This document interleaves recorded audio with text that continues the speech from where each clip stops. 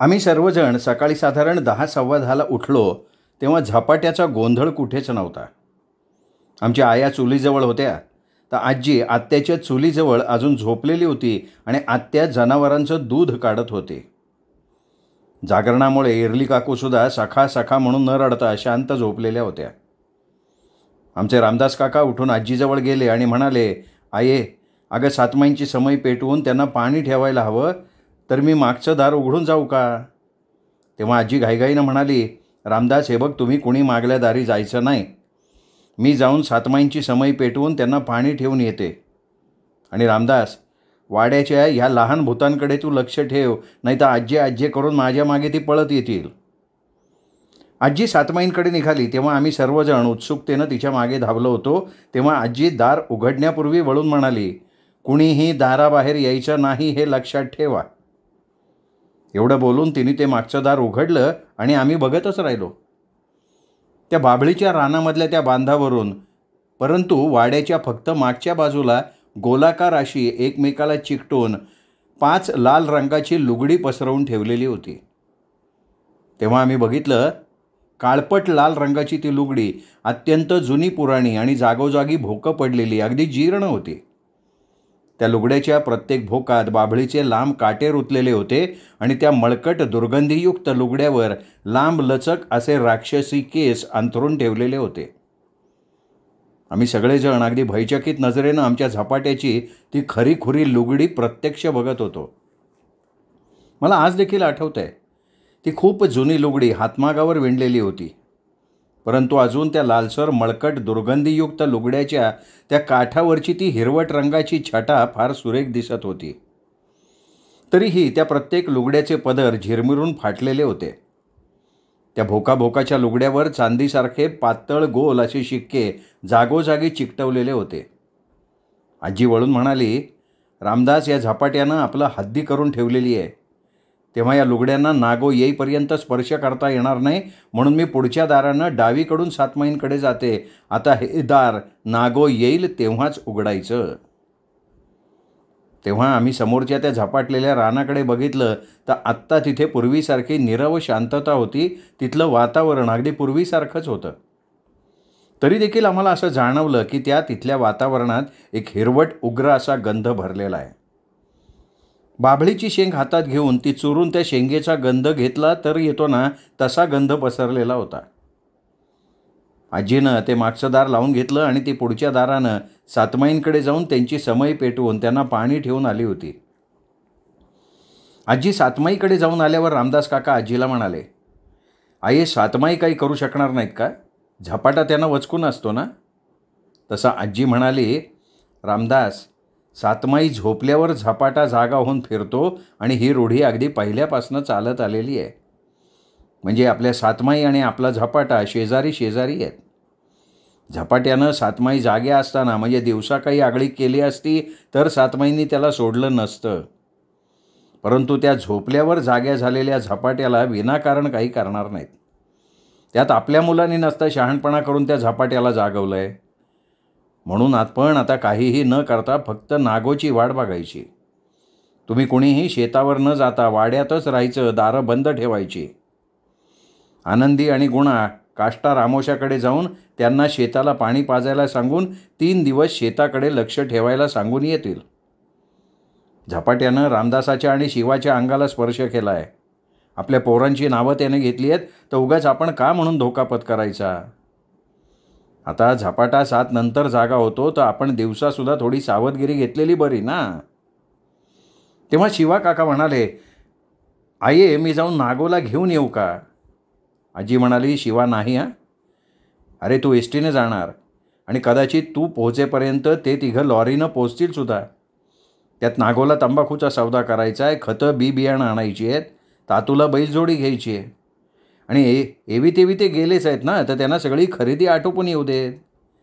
त्यामुळे तू त्यांना घेऊन येईपर्यंत वेळ लागणारच आहे. तोपर्यंत झपाट्याचं काय होतं ते बघू. तसा झपाटा आपल्या घरचा आहे, तो काही कोणाला नुकसान करणार नाही. तसं असतं तर त्यांनी आपल्या या पोरांना परत धाडलंच नसतं आणि दार उघडं बघितल्यावर तो सरळ आत शिरला असता. पण तो आपल्या मर्यादेत राहिला आहे.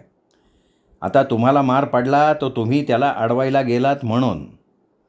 तसा तुम्हा सर्वांवर सातमाईंचा रक्षणाचा पदर आहे, त्या तुम्हा कोणाला काहीही होऊ देणार नाहीत.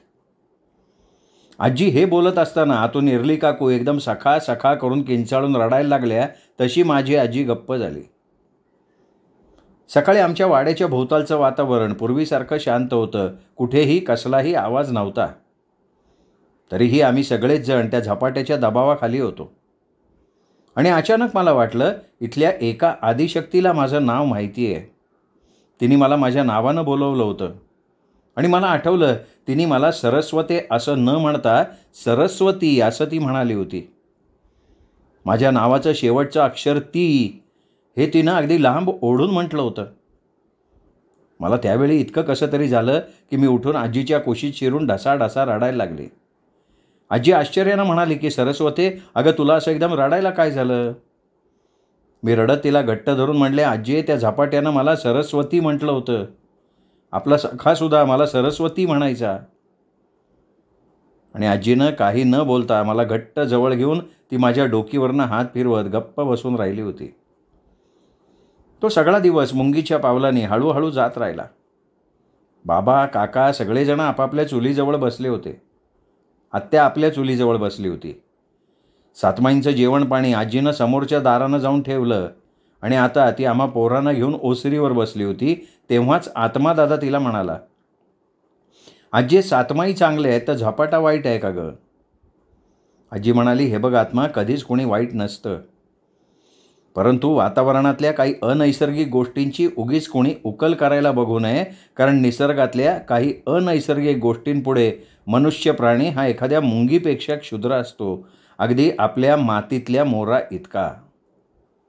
म्हणून प्रत्येकाला ज्याच्या त्याच्या मर्यादेत ठेवावं. नाहीतर आत्ता आपल्याला झपाट्याचा जो त्रास होतोय ना, तसा त्रास सोसावा लागतो. आणि आता तो झपाट्या आपल्याला त्रास देतोय म्हणून तू म्हणतोस आजी झपाटा वाईट. अरे अगोदर झपाट्याची खोडी तुम्हीच काढलीत ना. तुम्हीच त्या झोपलेल्या वाईट शक्तीला जागृत केलंत ना.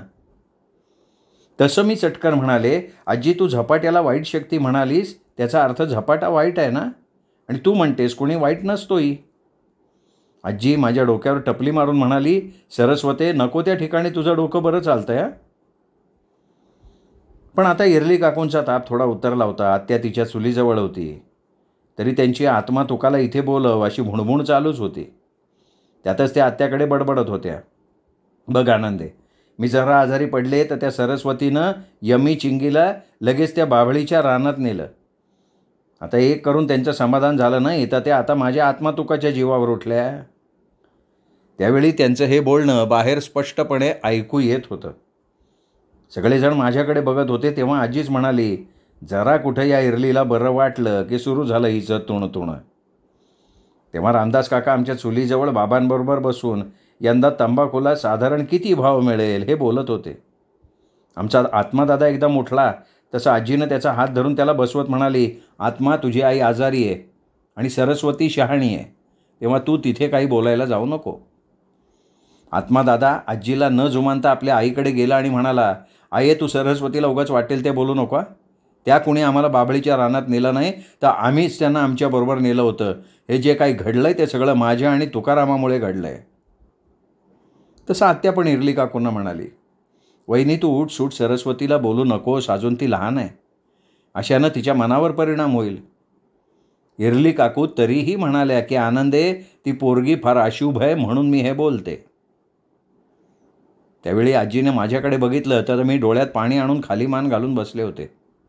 आजी कळवळून म्हणाली, सरस्वते सगुणे तुम्ही दोघी चांगला अभ्यास करून पास व्हा, मग मी तुम्हा दोघींना चांदीचे पैंजण घेऊन देईन. यमी चिंगी म्हणजे एकदम म्हणाल्या, मग आजी आम्हाला? आजी म्हणाली, तुम्हालाही. आणि मी क्षणात आमच्या इरली काकूंचं बोलणं विसरले. आता दुपार झाली होती. आमच्या जेवणाला अजून उशीर होता. तेव्हा समोरचं दार कोणीतरी वाजवायला लागलं. आजी म्हणाली, आता ह्या वेळेला कोण आलं? नागो आणि तातू कालच गेले, ते एवढ्या लवकर येणं शक्य नाही, मग दाराशी आलंय कोण? आजीनं अगोदर आतून कोण आहे असं विचारलं. तसे बाहेरनं किन्ना काका ओरडले, आये मी आहे किन्ना. तसं आत्मा तुकानं ते दार उघडताच किन्ना काका आणि मुंगळ्या भस्कन आत आले. आजी आश्चर्याने त्या दोघांकडे बघत म्हणाली, काय रे बाबा किन्ना, आज माझ्या वाड्याची वाट कशी चुकलास? किन्ना म्हणाले, आये आज पोरांना शाळेत न पाठवता तूच वाड्याचं दार लावून इथे शाळा चालू केलीस का? आजी पान करत म्हणाली, तसं काही नाही रे किन्ना. मला जरा बरं वाटत नव्हतं तेव्हा मीच त्या पोरांना म्हणाले आज शाळेत जाऊ नका. त्यात नागो आणि तातू सांगलीला सदप्पाबरोबर आठवड्याच्या बाजाराला गेलेत. किन्ना काका म्हणाले, आये आता ते पोरांचं राहू दे, तरी मला एक सांग, तुझ्या वाड्यात रात्रीपासून पहाटेपर्यंत भजन चालू होतं, हा काय प्रकार आहे? आता रामदासचं कधी भजन असलं तर ते 2 तासात तो आटपतो, पण काल सकाळपर्यंत म्हणजे हा काय प्रकार आहे सगळा? आणि वाड्याच्या बाहेर घाणवास कसला सुटला आहे? एखादं ढोर तर गोठ्यात मरून नाही ना पडलं? खरं तर आजीला किन्ना काकांच्या या चांभार चौकशीचा राग आला होता. आता वाड्यात रात्रभर भजन चाललं तर हा लगेच त्या धनगराला घेऊन चौकशी करायला आलाय. माझी आजी तेव्हा काही बोलणार इतक्यात रामदास काका आणि माझे बाबा किन्ना काकांचा आवाज ऐकून बाहेर आले. त्यांना बघून किन्ना काका आपले सफेद दात दाखवत हसत म्हणाले, आये आता मला उमगलं बघ. आमच्या इरली वहिनींनी काहीतरी नवीन नाटक केल्यामुळे आज रामदास सगळ्यांना घेऊन भजन कोकलत बसलेला असणार. आजी म्हणाली, किन्ना आता आमची केलीस ना चौकशी तेवढी बास झाली. तू इथं कशाला आलायस ते आधी सांग. किन्ना काका खवचटपणे म्हणाले, आये मला तुझ्या वाड्याची काळजी आहे म्हणून मी इथे काय चाललंय ते बघायला आलो.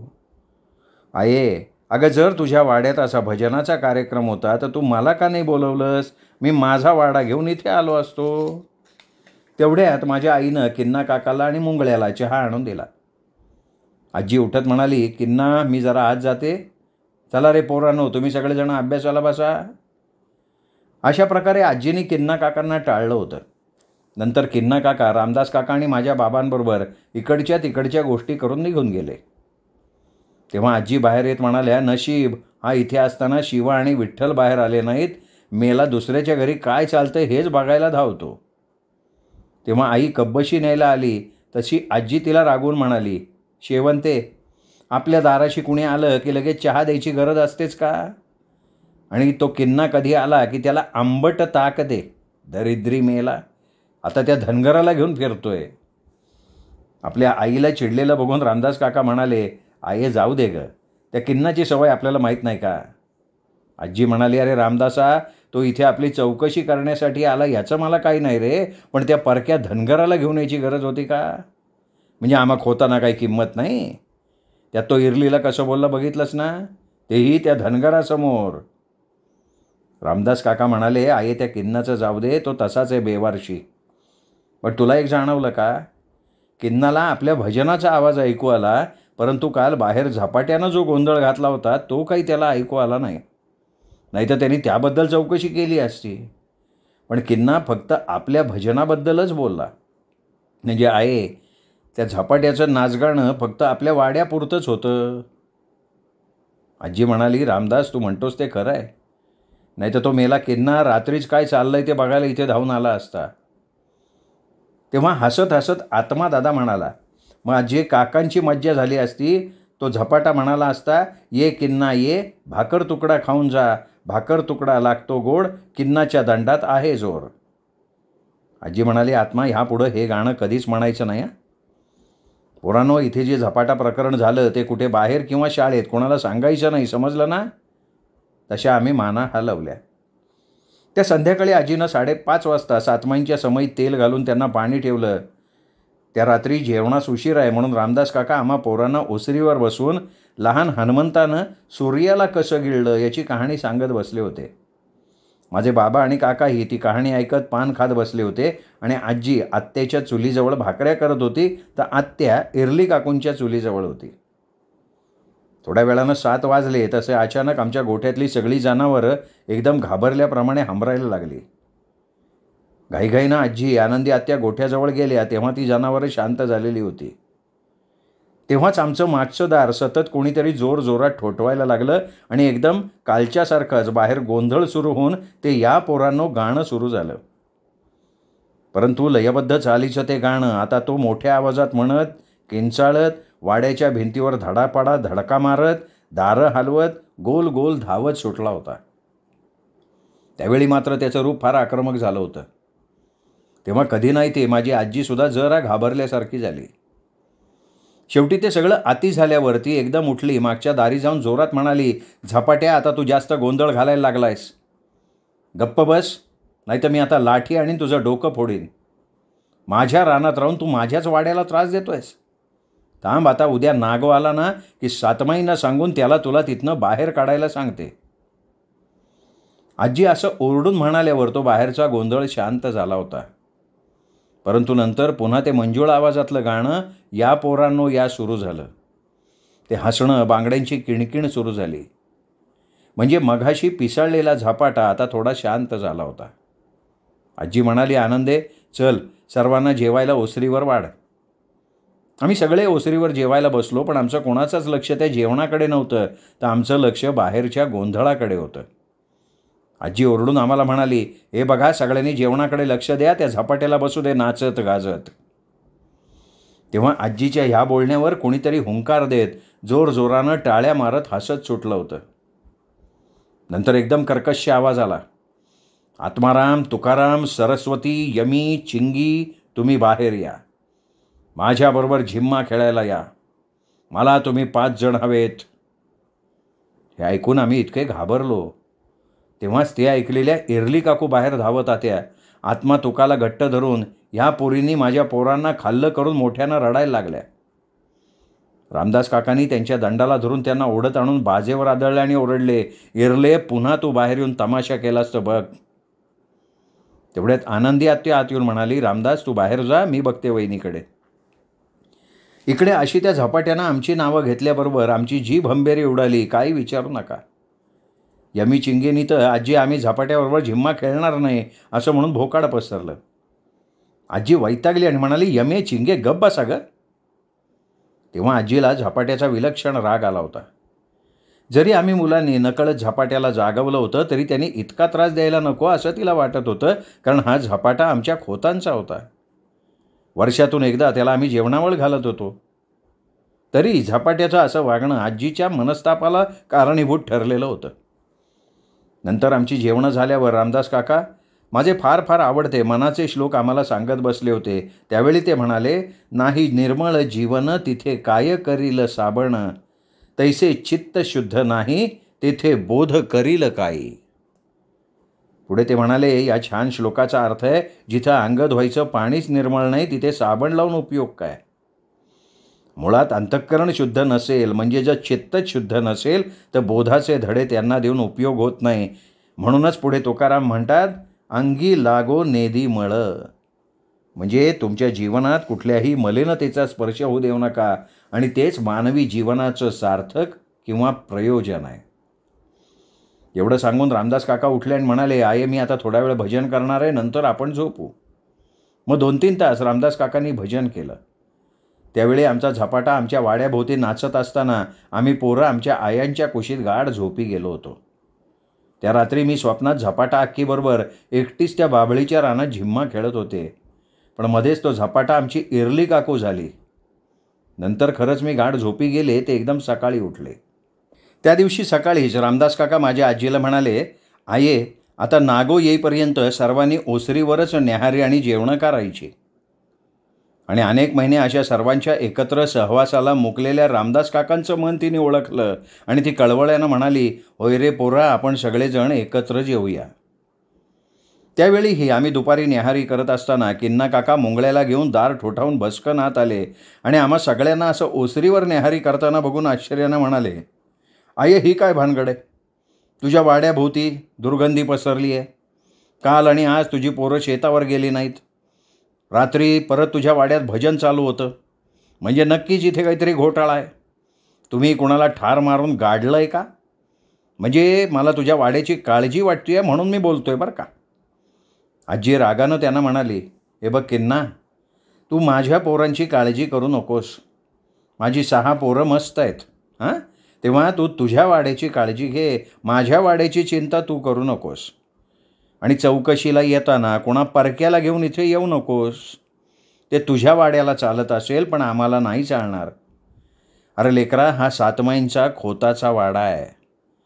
कोणाला ठार मारून गाडायची पाळी आम्हा खोतांवर आलेली नाही, आणि आली तर त्या कोणाला गाडायला तुला बोलवू, कारण त्या कामात तू हुशार आहेस. आता निघ हो. आजीचं हे तडकाफडकी बोलणं ऐकून किन्ना काका गार पडले. घाईघाईनं निघत म्हणाले, आये मी तुझ्या बोलण्याचा राग धरत नाही. तरी जर तुझ्या वाड्यात काही गडबड असली तर मला कळव, मी रात्री तुझ्या अंगणात येईन. ते निघून गेल्यावर आजी म्हणाली, ही अशीच माणसं ना गाव नासवतात.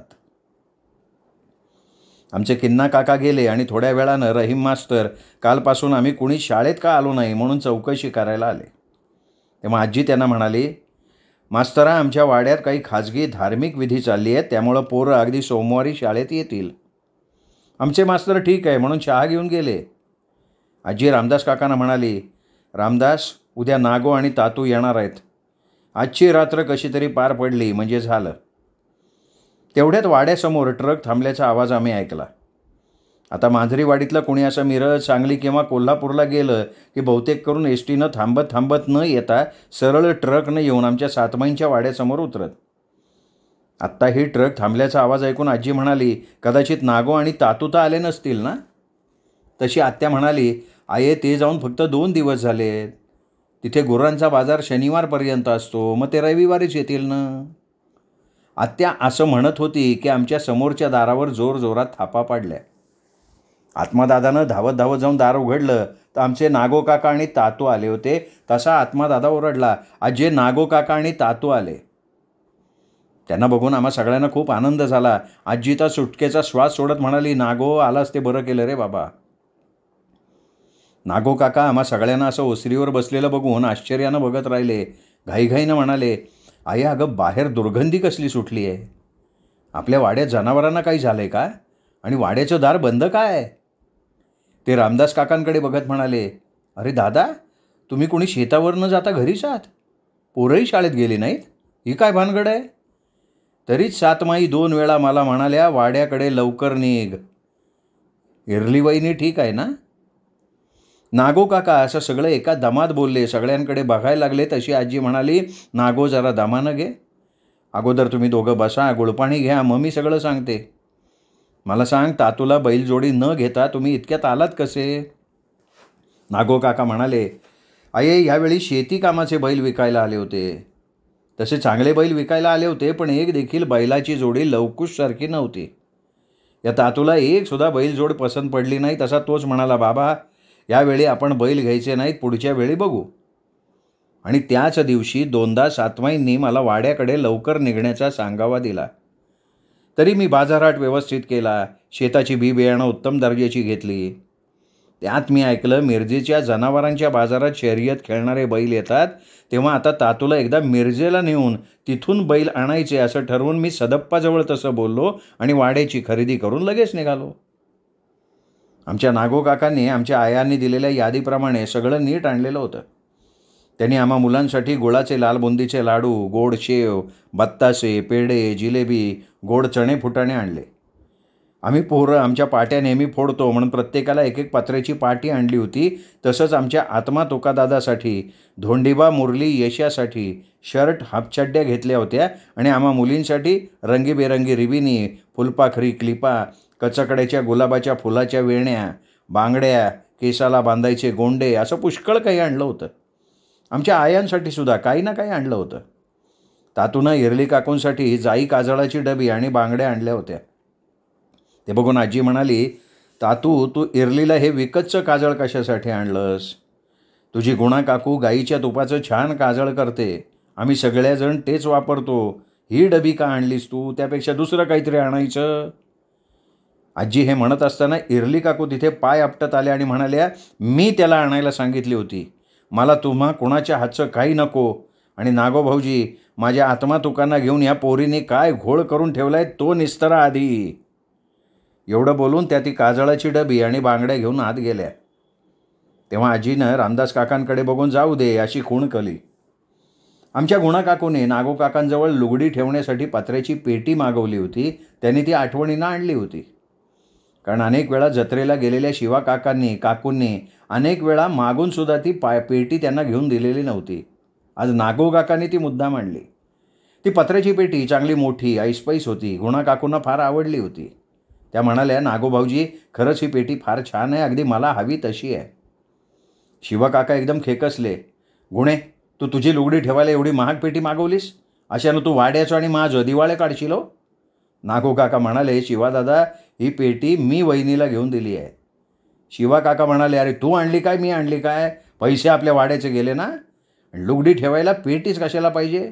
फडतळत घडी करून ठेवता येतात ती. पण काय आपल्या वाड्यात महाराजाचा रुबाब चालतो ना. धनगराला भाकऱ्या काय, झोपडं काय. तो धनगर आमच्या झोपडीत राहतो, चाकरी किन्नाची करतो, आणि इथे आपली फाटकी लुगडी ठेवायला पेटी मागवते ही महाराणीसारखी. आजी वैतागानं म्हणाली, शिवा आता गप्प बस रे. ते इरलीचं थांबलं की तुझं सुरू होतं बाबा. नागो काका घाईघाईत म्हणाले, आई आता सांग मला इथं काय घडलंय. तेव्हा आजीनं ते झपाटा प्रकरण त्यांना सांगितलं. आमचे नागो काका एकदम गंभीर झाले. त्यांनी आम्हा 5ही जणांना एका ओळीत उभं करून आमची अगदी एखाद्या डॉक्टरसारखी तपासणी केली आणि आम्हा सर्वांना एक एक लगावून ते ओरडले, आये ही कार्टी त्या बांधावरनं त्या बाबळीच्या रानात उतरली नाहीत हे आमचं नशीब, नाहीतर सगळेजण फेफरे येऊन तिथेच पडले असते आणि नंतर फार कठीण वेळ आली असती. आजी म्हणाली, नागो सातमाई आमच्या तसाच हा झपाटासुद्धा आमचाच वाड्याचा ना, मग त्यांनी आम्हालाच त्रास द्यायचा. नागो काका म्हणाले, आये घरातल्या चुलीवरच्या उकळत्या तेलाच्या कढईत कोणी बोट घातलं तर ते भाजणारच ना. आपलं तेल म्हणून बोट थोडंच भाजल्याशिवाय राहणार आहे. तसंच झालं आहे त्या झपाट्याचं. झपाट्याला आपण त्याच्या जेवणावळीला बाबळीच्या रानात बोकड कापतो, कोंबडी कापतो, तेव्हा झपाट्याला ताज्या रक्ताची लागली आहे चटक. नशीब त्यांनी पोरांना काही केलं नाही. त्यानं दाजीच्या बाला कसं जिवंत खाल्लं. एवढं बोलून ते शांत होत म्हणाले, हे बघ आहे, बऱ्या वाईट शक्ती असतात. आपल्या सातमाईंची शक्ती चांगली आहे तर झपाटा ही एक हडळणीची वाईट शक्ती आहे. हडळणी लहान मुलांना खातात, आणि आहे कदाचित आज रात्रीही त्या हडळणीनं पोरांना काही इजा केलीच असती, फक्त ती तुला थोडी वचकून शांत राहिली हे नशीब आहे आपलं. आमचे नागो काका सांगत असताना एकदम इरली काकू तिथे आली आणि म्हणाली, आत्मा तुका तुम्ही आत चाला. ते मोठमोठ्यानं रडायला लागल्या. तसं आनंदी आत्यानं त्यांना आत नेलं. नागो काका म्हणाले, आये अनेक वर्षापासून झपाट्याला फक्त आपल्या वाड्याचं बंद दार दिसत होतं, पण या पोरांनी ते उघडं करून दिलं. ती संधी तो थोडा सोडणार आहे. आये वाईट गोष्टीकडनं वाईटाचीच अपेक्षा करायची असते ना. तसं सातमाई त्याला वाड्यात येऊ देणार नाहीत. त्या सगळ्यांच्या आपापल्या कक्षा ठरलेल्या असतात. झपाट्याच्या वेळेच्या कक्षेत त्या झोपलेल्या असतात आणि कोणी कोणाच्या कक्षेत मोडता घालत नाही, हा त्यांचा नियम आहे. संध्याकाळी वाड्याचं दार बंद ठेवायचं हा नियम मोडला. त्यात पोरं त्या झपाट्याला बघायला रानाकडे निघाली. तरी त्या झपाट्यानं त्यांना आपल्या कक्षेत उतरू न देता परस्पर घाबरवलं, वाड्याकडे पाठवलं. तरी तो पोरांमार्फत लुगडी, बकऱ्या, दारूचं जेवण, कोंबड्याचे बळी, काय काय मागणार आहे देव जाणे. तरी आये त्या अगोदर त्याला आपण काय देणार ते सांगून टाकायचं. आये झपाट्याला साधं जेवण चालणार नाही तर त्याला त्याच्या नावानं गावजेवण घालावं लागेल. शिवा काका मध्येच म्हणाले, बापरे, म्हणजे नागो बराच खर्च येणार. या कार्ट्यानं काय गरज होती तिथं जायची. म्हणजे यंदा तंबाखूवर 4 पैसे मिळणार ते या गावजेवणावर घालावे लागणार. इरली काकू मध्येच म्हणाल्या, माझ्या सखाच्या वेळीसुद्धा ह्या पोरीने असाच घोळ घातला होता. रामदास काका संतापानं ओरडले, इरले हा घोळ पोरीनी नाही, तुझ्या या 2 पोरांनी करून ठेवला आहे. ते ऐकून आजीही वैतागानं ओरडली, इरले आता तू आज जा, आम्हाला नसता त्रास देऊ नकोस. आणि ती नागो काकांना म्हणाली, नागो आता काय करणार आहेस. नागो काका म्हणाले, अगोदर ती झपाट्याची लुगडी त्या कचरा खड्ड्यात टाकून त्याची हद्द पुसून टाकावी लागेल. आये कुत्रा जसा मुतून आपली हद्द करतो ना, तशी त्या झपाट्यानं ती लुगडी मांडून आपली हद्द केली आहे. मला एक सांगा, कोणी त्या लुगड्याला स्पर्श नाही ना केला. आम्ही सगळ्यांनी नाही म्हणून माना हलवल्या. तशी आजी म्हणाली, अरे नागो, मला माहिती होतं त्या लुगड्यांना हात लावायचा नाही म्हणून. मी सातमाईंच्याकडे सुद्धा समोरच्या बाजूनं जात होते. मग सुटकीचा एक निश्वास टाकून नागो काका म्हणाले, हे तुम्ही सगळ्यांनी बरं केलं. एवढं बोलून ते मागील दारी गेले. त्यांनी आत्याकडनं लांब काठी, टोपली मागून घेतली. ती लुगडी त्या काठीनं टोपलीत गोळा केली, कचरा खड्ड्यात टाकून दिली. त्यावेळी आम्ही सगळ्यांनी ती लुगडी जवळून उत्सुकतेनं पाहिली होती. आता कधी मला इथे अमेरिकेला आल्यानंतर त्या घटनांची आठवण आली की वाटतं, त्यावेळी आमचा सातमाईंचा वाडा इथे अमेरिकेत असता तर आम्ही एक अनैसर्गिक अद्भुत अशी ती लुगडी इथल्या प्रयोगशाळेला देऊन लाखो $लाखो मिळवले असते.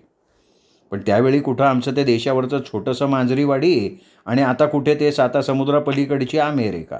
असतं असं एकेकाचं फुटकं नशीब. त्यावेळी आमची आजी मात्र घामाघूमून म्हणाली, नागो, त्या झपाट्यानं पोरांची नावं घेतली आहेत ते सगळं तुला काढता येईल ना रे? नागो काका म्हणाले, आहे तू घाबरू नकोस, मी आपल्या झपाट्याला चांगला ओळखतो. मी 1-2 वेळा त्याच्याशी बोललो आहे. त्यामुळे त्याला कसं शांत करायचं हे मला माहिती आहे. पण संध्याकाळ होण्याअगोदर पोरांना त्या बाभळीच्या रानात नेऊन झपाट्याची क्षमा मागायला लावायची आहे. चटकन त्या सगळ्यांना नवीन कपडे घाला. यमी म्हणाली, नागो काका, तू आम्हाला झपाटा अक्कीला भेटायला येणार आहेस? तेव्हा शिवा काका, गप्प बैस ग यमे, असं ओरडले. आमच्या आयांनी भराभरा आम्हाला आंघोळी घातल्या, नवीन कपडे घातले. तेव्हा इरली काकू, आत्मा तुकाबरोबर आपण सुद्धा येणार म्हणून नागो काकांच्या मागे लागल्या. नागो काका म्हणाले, वहिनी तुला तिथे येणार नाही, उगाच हट्ट करू नकोस. माझ्याकडे वेळ थोडा आहे. मला पोरांना घेऊन झपाट्याची लवकरात लवकर क्षमा मागायची आहे. तशा त्या सखा, हे काय झालं रे, असं म्हणत रडत आपल्या खोलीत घेतल्या. सगळ्यांनी सुटकेचा निश्वास सोडला. नागो काकांनी आनंदी आत्याला 5 पराती घ्यायला सांगितल्या. प्रत्येक परातीत 5 भाकऱ्या, उसळ, दही, कांदा, गुळाचा खडा ठेवून ते सर्व सातमाईंच्या नावानं आमच्यावरून ओवाळून प्रत्येकाच्या ताटात 1-1 लिंबू आणि पाण्याचे पेले ठेवून ते आम्हाला घेऊन निघाले. खरं म्हणजे घाबरून आमच्या सर्वांच्या तोंडात जीव आला होता. जाताना आम्ही सगळ्यांनी आजी, आत्या आणि आमच्या आयांकडे बघितलं. तसं आजी म्हणाली, पोरांनो, तुमचा नागो काका आहे, घाबरू नका. जाताना नागो काका आत्याला म्हणाले, अक्का, आम्ही दार उघडून बाहेर पडलो की तू लगेच दार लावून घे. तसंच पाण्याचा तांब्या भरून दारासमोर ओळ मारल्याप्रमाणे ते पाणी ओत. आत्यानं बरं म्हणून तांब्या भरून पाणी घेतलं आणि आम्ही बाहेर पडल्याबरोबर आत्यानं ते मागलं दार तसंच ओढून घेतलं, पण त्याला अडसरी लावली नाही. नागो काका प्रथम आम्हाला घेऊन सातमाईंच्या पारावर गेले. तेव्हा आम्हा प्रत्येकाच्या हातात 1-1 परात होती. प्रथम नागो काकांनी आम्हाला सातमाईंसमोर उभं करून हात जोडून ते म्हणाले, सातमाईंनो, या पोरांनी चुकून झपाट्याला जागवून आगळी केली आहे, तेव्हा त्यांना तुम्ही सांभाळा. मी आता झपाट्याकडे क्षमा मागायला पोरांना घेऊन जातोय. एवढं बोलून नागो काका 5 मिनिटं त्या सातमाईंच्या पेटलेल्या समईकडे बघत राहिले.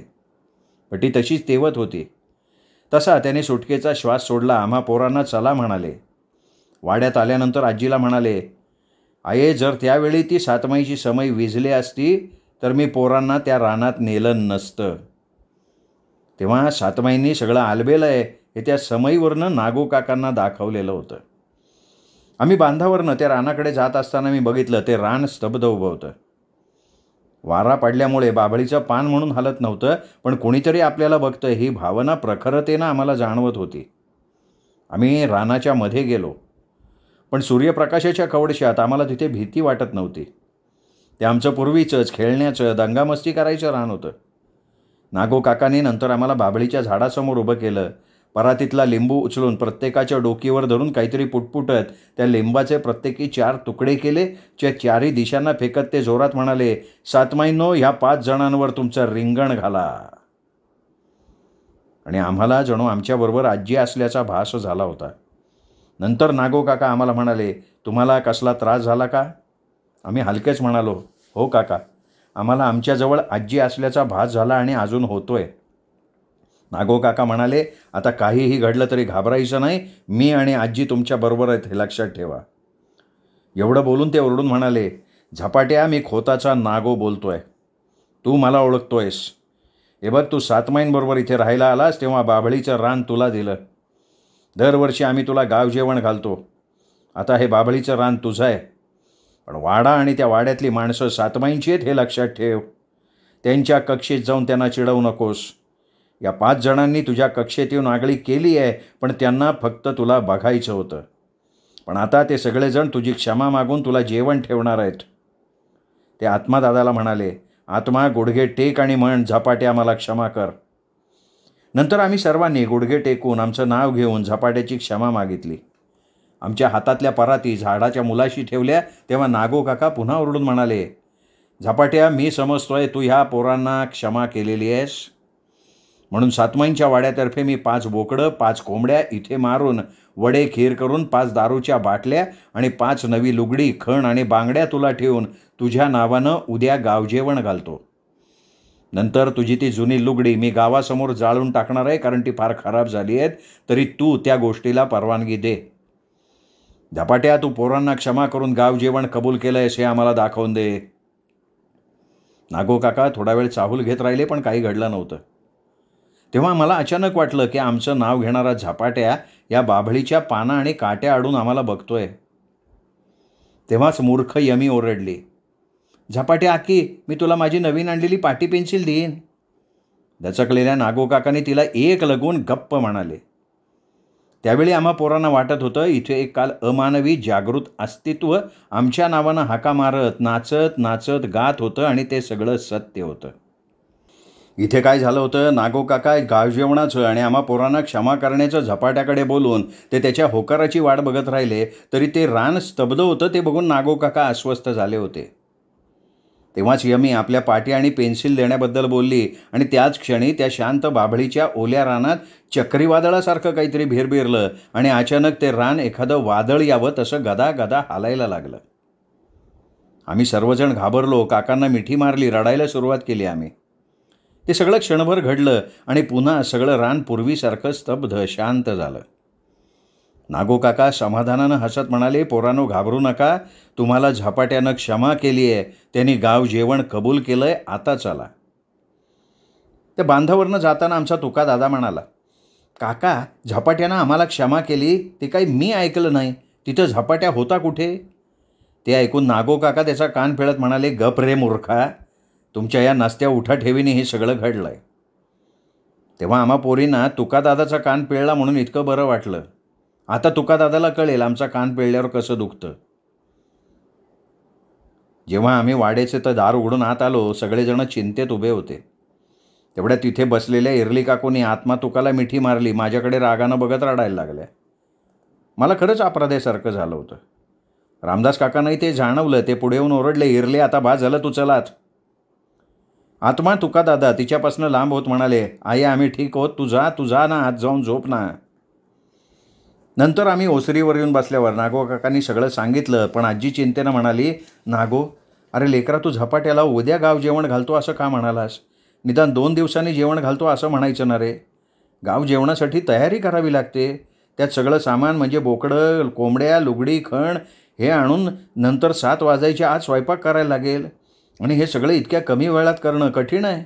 1 दिवस तरी मध्ये हवा. नागो काका म्हणाले, हे बघ आई, आपला झपाटा काही पाहुणा नाही आहे, त्याला 2 दिवसांनी जेवायला ये असं सांगायला. अगं झपाट्या जागा झाला आहे, त्याला लवकरात लवकर आपल्याला शांत करायचं आहे म्हणून मी उद्याचं बोललो. शिवा काका मात्र फुकटच्या खर्चाबद्दल बडबडत असताना गुणा काका त्यांना म्हणाल्या, अहो ते झपाट्याचं गाव जेवण आहे, तुम्ही काही बोलू नका, नाहीतर तो झपाटा तुमच्या आणि माझ्या नावानं बोंबलत दुसरं गाव जेवण मागेल. हे ऐकून ते खरंच गप्प झाले. आत्या आजीजवळ म्हणाली, आये मी रात्री वड्यासाठी डाळ भिजत घालते, म्हणजे पहाटे स्वयंपाकाला सुरुवात करता येईल, दुपारपर्यंत स्वयंपाक आटोपता येईल. तरी आजीला चिंता वाटत होती, कारण झपाट्याच्या जेवणावळीच्या अगोदर 7 महिना पूर्णवर्णाचं जेवण घालावं लागणार होतं. तशा त्या 2 जेवणावळी 7 वाजायच्या अगोदर करायच्या होत्या. आता गाव जेवणावळी उशिरापर्यंत उठल्या असत्या, पण 7 महिना आणि झपाट्याला 7 वाजायच्या अगोदर जेवण ठेवावं लागणार होतं आणि त्याची चिंता आजीला वाटत होती. त्या दिवशी आमच्या 7 महिना जेवण पाणी आमच्या नागो काकांनी ठेवलं. आत्यानं देवघरातली समई वाड्याच्या मागच्या दाराबाहेर पेटवून ठेवली. त्यावेळी आश्चर्य म्हणजे ती समई एवढ्या वाऱ्यात पेटत राहिली होती आणि आम्ही सगळेजण ओसरीवर बसून आता झपाटा काय करतो इथे कान लावून बसलो होतो. आज जनावरंसुद्धा न हंबरता रवंथ करत बसली होती. नंतर 7:05 झाली, पण कुठेच काहीच घडलं नाही. सगळीकडे फक्त नीरव शांतता होती. ती त्या रातकिड्यांच्या आवाजानं भंग होत होती. आम्ही सर्वजण ओसरीवरच्या त्या घड्याळाकडे बघत होतो. 7:15 झाले, 8 वाजले, काही घडलं नव्हतं. परंतु त्याच वेळी मला ते गाणं आठवून अचानक वाटलं, आता ते झपाट्याकडनं या पोरांनो या हे गाणं कधी ऐकायला मिळणार नाही. मला फार वाईट वाटलं त्यावेळी. नागो काका आजीला म्हणाले, आई आपल्या झपाट्यानं पोरांना माफ करून तो शांत झालाय, आता त्याची जेवणावळ व्यवस्थित झाली म्हणजे झालं. त्या रात्री आम्ही सगळे निवांत झोपलो. किन्ना काकासुद्धा आमच्या वाड्याचा कानोसा घेत झोपले असावेत, पण ह्या प्रकारानं आमच्या इरली काकू मात्र फार घाबरल्या होत्या आणि आपल्या पोरांच्या भीतीनं त्या आपलं दुखणं विसरल्या होत्या. सखाचा घाव ओला असताना त्यांच्या आत्मातुकावर हे संकट कोसळलं होतं. त्यामुळे आता त्या पुन्हा पुन्हा आपल्या आत्मातुकाला घट्ट धरून सखा तू का गेलास एवढंच पुटपुटत होत्या. त्यावेळी रामदास काका, आजी, आनंदी आत्या ओसरीवर होते. तर आई एवढ्या लवकर का बरी झाली म्हणून आत्मा आणि तुकादादा जाम वैतागले होते. पण त्या रात्री झपाटा स्वतः शांत झोपला आणि त्याने आम्हालाही शांत झोपू दिलं होतं. श्रोते हो, या प्रकरणाचा हा भाग इथेच संपला. या प्रकरणाचा पुढचा भाग ऐकण्यासाठी उद्या भेटूयात दीपक रेगे कथाकथन चॅनलवर.